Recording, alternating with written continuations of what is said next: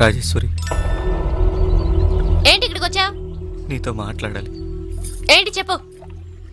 రాజేశ్వరి, నిన్ను చేసుకోవాలని నీ చుట్టూ తిరిగాను. నన్ను మామూలు మనిషిగా కాదు కదా, కనీసం పని మనిషికి ఇచ్చే విలువ కూడా నాకు ఇవ్వలేదు. నా మనసులో నువ్వు మాత్రమే ఉన్నావు రాజేశ్వరి.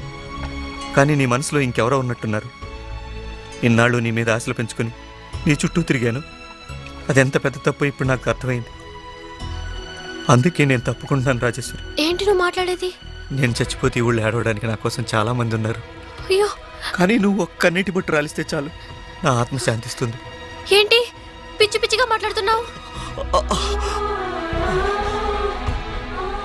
నేను పురుగుల మందు తాగాను రాజేశ్వరి. బాబా, ఏంటి బాబా? చాలు రాజేశ్వరి, బాబా అన్న ఈ ఒక్క మాట చాలు రాజేశ్వరి. సంతోషంగా చచ్చిపోతానమ్మా.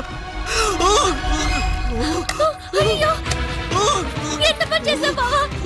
నువ్వు నన్ను ఎంత ప్రేమించావో అంతకు 1000 రెట్లు నేను నిన్ను ప్రేమించాను బాబా.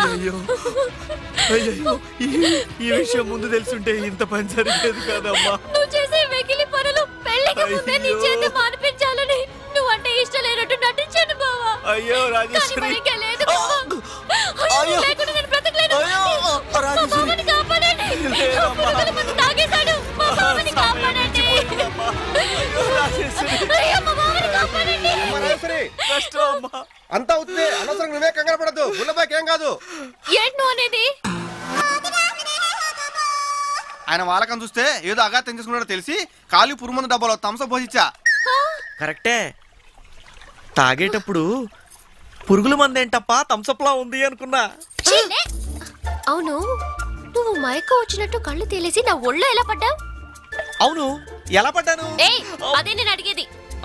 అంటే విషం తాగేవాళ్ళు అలాగే ప్రవర్తిస్తారు కదా, అందుకే అలా ప్రవర్తించా. ఆహా, మరి ఈత రానోడు నీళ్లలో పడితే ఏమవుతుంది?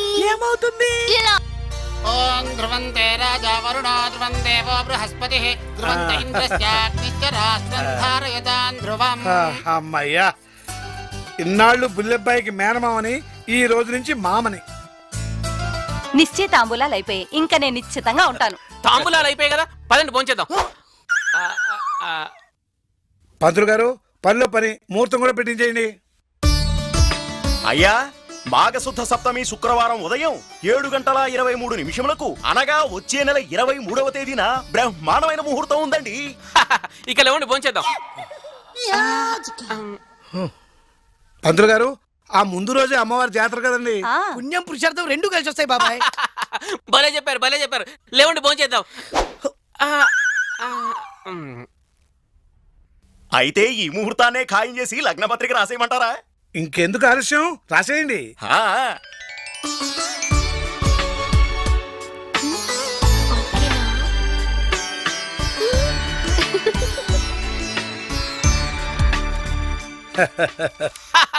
లగ్నపత్రిక కూడా అయిపోయింది, ఇంకెందుకు ఆలస్యం, పదండి భోంచేద్దాం.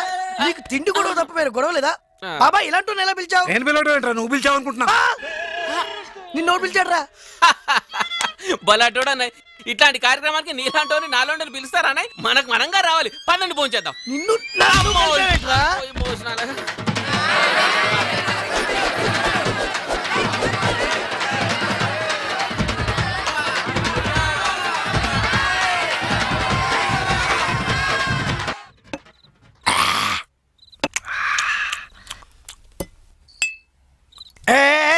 టైం చాలేరా, తెల్లారితే నీ పెళ్లి మర్చిపోయావా? తెలుసురా, ఇవాళ చాలా హ్యాపీగా ఉంది. ఎన్నో సంవత్సరాల నుంచి ఎదురు చూస్తున్న రోజు. ఐఎమ్ హ్యాపీ రా. ఇవాళ జాతరలో రంబలాంటి పిల్ల రింబోలో డాన్స్ చేస్తుంటే వెళ్ళి చూసొద్దాం బాదరా. ఏయ్, ఈ రింబోలా నాకెందుకురా, బంగారు లాంటి నా మరదలుంది, అది చాలురా.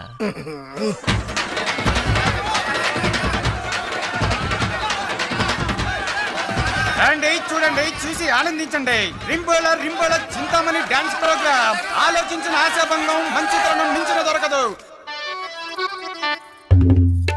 మహా డాన్స్ కి విచ్చేసిన మగ మహారాజులందరికీ ఈ పైట జారిన పంగజాక్షి పెడుతోంది మహాదండం. మా పెద్ద పాపని మిర్జాపురం జమీందార్కిచ్చా, మేడ కట్టించాడు. మా రెండో పాపని నైజాం నవాబ్కిచ్చాను, నిలువెత్తున బంగారం చేయించాడు. ఇప్పుడు మీరు చూడబోయేది నా ముద్దుల మూడో పాప. మొగగాలే సోకుండా పెంచాను దాన్ని. దాని ఆట పాట వంపు సొంపు చూసుకుని రేటు మీరే మాట్లాడుకోండి.